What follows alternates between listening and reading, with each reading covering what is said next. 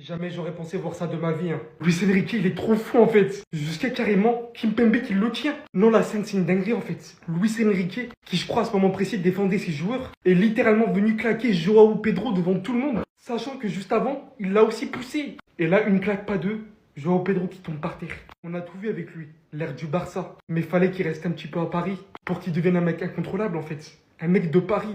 Aujourd'hui, Chelsea a mis la gifle au Paris Saint-Germain. C'est un fait réel avec le 3-0. Mais Luis Enrique, on peut dire aussi qu'il a mis la gifle à Joao Pedro.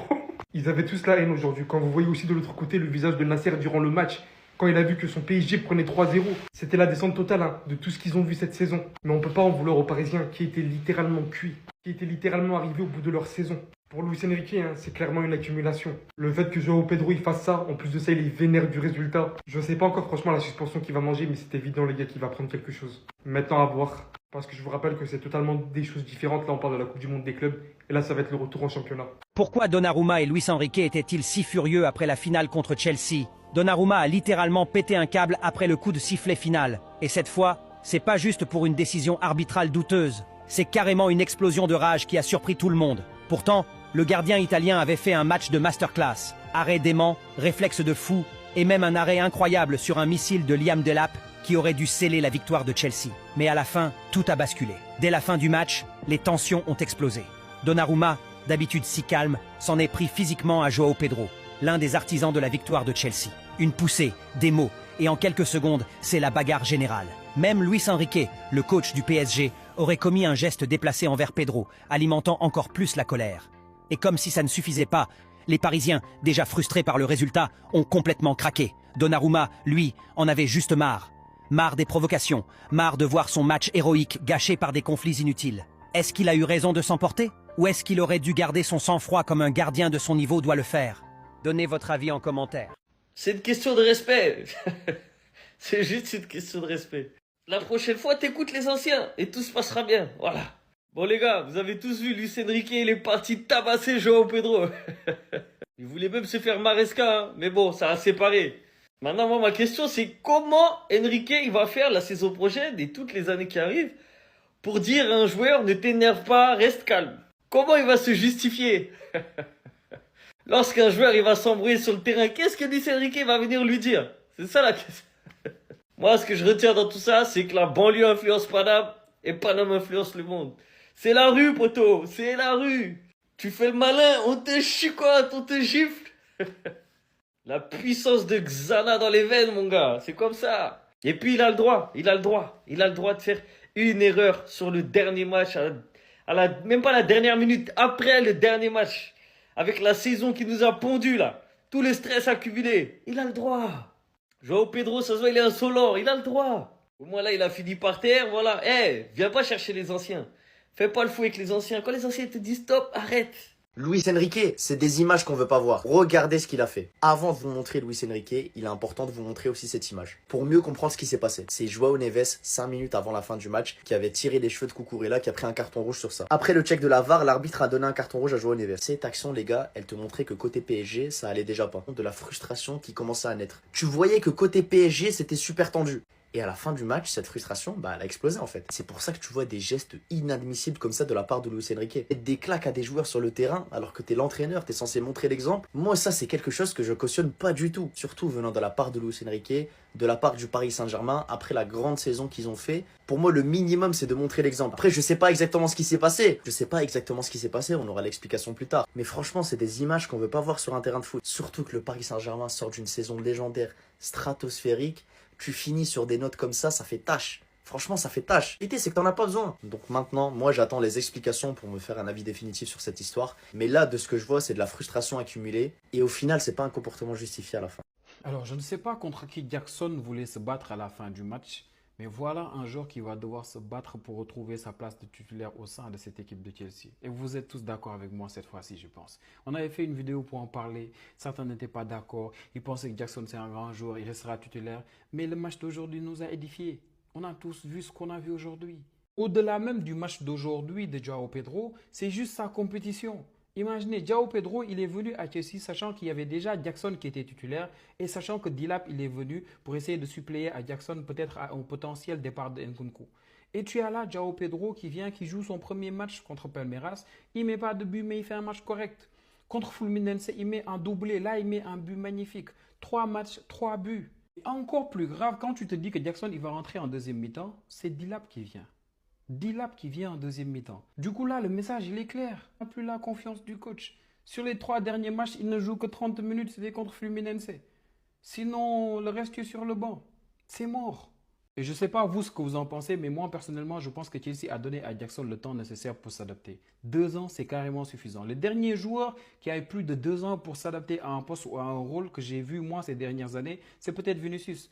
Perez lui avait laissé peut-être sa troisième saison, je pense, quand Zidane est parti et que Ancelotti est venu, qu'on a vu Vinicius vraiment commencer à vraiment exploser. Sinon, presque plus personne n'en voulait. Mais à Chelsea, perso, pour moi, Jackson, il a eu le temps nécessaire. Il est venu de Villarreal, où il jouait beaucoup plus dans une attaque à 2 et souvent ailier. Il est venu et il devait assumer ce rôle de neuf-là. Il l'a assumé comme il pouvait, parce qu'il lui manquait juste la finition. Tout le reste, tu peux rien reprocher à Jackson. D'ailleurs, c'est un profil assez similaire à João Pedro. Dans le décrochage, quand il doit venir jouer pivot, dans l'effort, il a le sens du positionnement, il est bon dans la profondeur.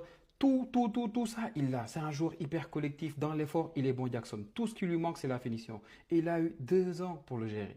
Et en plus de continuer de travailler sur ces points faibles-là, il a commencé à avoir un comportement, des coups de sang contre Newcastle. Vous avez vu le carton rouge, le dernier match de la saison de Chelsea en Premier League. Vous avez vu aussi le carton rouge la dernière fois contre Flamengo. Donc, c'est des choses en trop qui font que Maresca, sûrement, il s'est dit, bon, si c'est ça, je vais lui donner une bonne leçon. Et espérons que ça va juste rester une bonne leçon. Parce que si ça continue comme ça, bah déjà, début de saison, s'il y a une suite logique par rapport à tout ce qui s'est passé là, avec les 3 derniers matchs où il ne joue que 30 minutes, et avec les performances de João Pedro, bah, ça va au mérite. Tu mets João Pedro titulaire.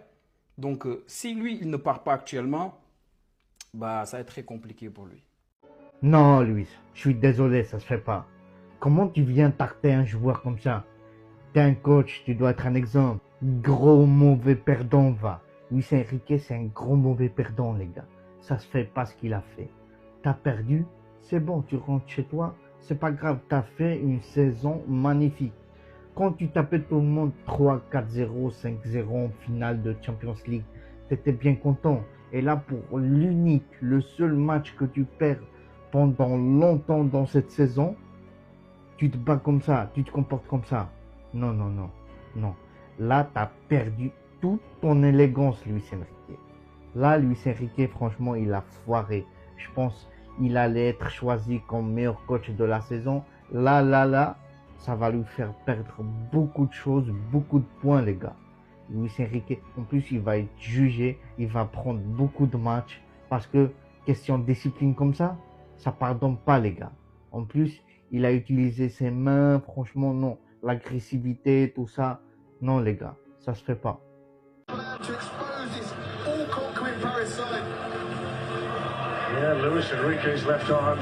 La frustration des Parisiens, non, ça j'ai pas aimé. J'ai pas aimé Luis Enrique frustré.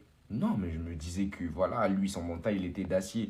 Il est venu mettre une claque à João Pedro. Mais après, derrière lui, il a très mal parlé à l'ancien. Hein, parce qu'il y a des trucs qu'on n'accepte pas. Surtout quand tu es un mec comme Luis Enrique, tu as beaucoup accompli dans le foot. Tu as beaucoup fait pour le foot en tant qu'entraîneur. Et tu vois un gamin comme ça venir te dire un truc qui ne te plaît pas. Je comprends sa réaction. On ne sait pas ce qu'il a dit. J'ai aussi vu une petite poussette de sa part. Hein, regardez sa main. Il y a des trucs qu'on n'accepte pas. Mais Luis Enrique, il ne fallait pas qu'il réagisse comme ça. Non, là je dis non. Et Donnarumma aussi est venu intervenir parce qu'il n'a pas aimé la réaction de João Pedro envers son coach. Il a mal parlé, après il y a eu une poussette. Après, bon, je ne suis pas dans ça. Je ne cautionne pas. En tout cas, on est une grande équipe. On ne doit pas réagir comme ça. Je suis contre ça. Une grande équipe doit savoir accepter les critiques, les provocations. Surtout parce que lorsque tu acceptes les provocations, ça prouve que tu es fort. Et lorsque tu es une grande équipe, lorsque tu as d'autres équipes qui te font tomber, ils vont te provoquer, ils vont te critiquer, ils vont dire des trucs pour t'énerver. Mais toi, tu sais que tu es grand. Tu n'as peut-être pas été en forme, tu as peut-être été fatigué. Tu dois accepter. Je te dis, d'accord, tu es un petit, tu as eu ton jour. Mais on reviendra. On reviendra. C'est une question de respect. C'est juste une question de respect. La prochaine fois, t'écoutes les anciens et tout se passera bien. Voilà. Bon les gars, vous avez tous vu, Luis Enrique, il est parti tabasser João Pedro. Il voulait même se faire Maresca, hein. Mais bon, ça a séparé. Maintenant, moi, ma question, c'est comment Enrique, il va faire la saison prochaine et toutes les années qui arrivent pour dire à un joueur, ne t'énerve pas, reste calme. Comment il va se justifier? Lorsqu'un joueur il va s'embrouiller sur le terrain, qu'est-ce que Luis Enrique va venir lui dire? C'est ça la question. Moi, ce que je retiens dans tout ça, c'est que la banlieue influence Paname et Paname influence le monde. C'est la rue, poto, c'est la rue. Tu fais le malin, on te chicote, on te gifle. La puissance de Xana dans les veines, mon gars, c'est comme ça. Et puis il a le droit de faire une erreur sur le dernier match, même pas la dernière minute, après le dernier match. Avec la saison qui nous a pondu là, tout le stress accumulé, il a le droit. Joao Pedro, ça se voit, il est insolent, il a le droit. Au moins là, il a fini par terre, voilà. Viens pas chercher les anciens. Fais pas le fou avec les anciens. Quand les anciens te disent stop, arrête. Y'a quoi, wesh? Luis Enrique qui vient tarter Joao Pedro. Il l'attrape par la gorge, Joao Pedro qui finit par terre. Moi, je comprends, il est juste trop fort. On m'a dit culture de l'instant. Il a signé le 2 juillet pour Chelsea. Le 8, il était déjà titulaire pour mettre un doublé contre son club, Fluminense, et qualifier Chelsea. Et là, il vient enfoncer le clou face au Paris Saint-Germain le 13 juillet. On m'a dit culture de l'instant après ce match-là quand j'ai dit que Chelsea avait enfin trouvé son neuf. Je vous jure les gars, c'est une différente race de footballeurs ce genre de joueur. Peut-être que je suis biaisé, parce que j'aime trop les joueurs avec un profil de faux neuf. Mais Joao Pedro, ce qu'il a entre les pattes, le talent qu'il a, l'intelligence de jeu qu'il a, l'intelligence du déplacement qu'il a. Il s'est déjà fondu dans le collectif, il est là, il célèbre avec Cole Palmer. C'est le coéquipier parfait, c'est le neuf parfait. Je vais partir en cacahuète, je vais tout mélanger. Il est beau, il est jeune, il est fort au foot. Trouvez-lui une femme, vite. Ce genre de joueur, faut leur trouver une femme, vite. Je veux pas qu'il se perde sur des soirées dans des yachts.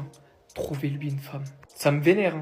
Mais Chelsea, il commence à avoir un tas de joueurs que je jalouse. J'aime beaucoup la direction que les Blues sont en train de prendre avec Maresca. Et je vous assure que la saison prochaine, je vais les suivre de très près. Et retenez bien, mettez en favori. Vous allez voir Joao Pedro la saison prochaine s'il va avoir de la concurrence. Ni Jackson, ni Delap, ni personne. Joao Pedro. Mais quel comportement abominable de la part de Luis Enrique! Le fait de perdre la finale de la Coupe du Monde des clubs ne devrait pas te mettre dans un état aussi pareil. Tu as osé frapper gratuitement Joao Pedro par excès de rage. Tu as donné le mauvais exemple en tant qu'entraîneur. Franchement, je m'attendais à tout sauf à ça. C'est quoi, vous allez me dire que c'est admissible d'agir de cette façon? Tout ça parce que Chelsea a créé l'impossible. Ok, je peux comprendre que Chelsea voulait se la péter devant les joueurs du PSG à la fin du match. Oh, c'est nous les meilleurs, on vous a battus, nous ne sommes pas le Real Madrid, nous ne sommes pas l'Inter de Miami, nous sommes les GOAT du monde. Je peux comprendre ceci. Mais quand même, il faut garder son sang-froid. Luis Enrique, je te rappelle, tu es sur le podium des entraîneurs-chefs de cette saison. Lors de la cérémonie du Ballon d'Or, c'est toi qui vas gagner le trophée du meilleur entraîneur qui a tout pété. Il y a quand même une image à valoriser, à envoyer au sein du monde footballistique. Mais là, reste à voir si ce trophée est en jeu dû à ce drame fait par Luis Enrique. Écoutez les amis, la FIFA a tout à fait le droit d'enlever à Luis Enrique le statut du meilleur entraîneur-chef de cette saison pour motif d'agression envers un joueur d'une autre équipe. La FIFA a tout à fait le droit d'octroyer à Luis Enrique des mois, voire même des années de suspension. Et les amis, la théorie du mauvais perdant peut faire des ravages sur les exploits personnels de Luis Enrique, sur sa carrière personnelle. Fallait pas se comporter ainsi. Vous avez quand même tout gagné, le PSG. Champion d'Europe, champion de France, finir premier en Ligue 1, plus finale de la Coupe du Monde des clubs. Sachant que voilà, la Coupe du Monde des clubs au tout début de cette compétition, elle était sous-estimée. La Coupe du Monde des clubs n'est pas de la même ampleur que la Ligue des Champions. C'est beaucoup plus difficile de gagner la Ligue des Champions que la finale de la Coupe du Monde des clubs.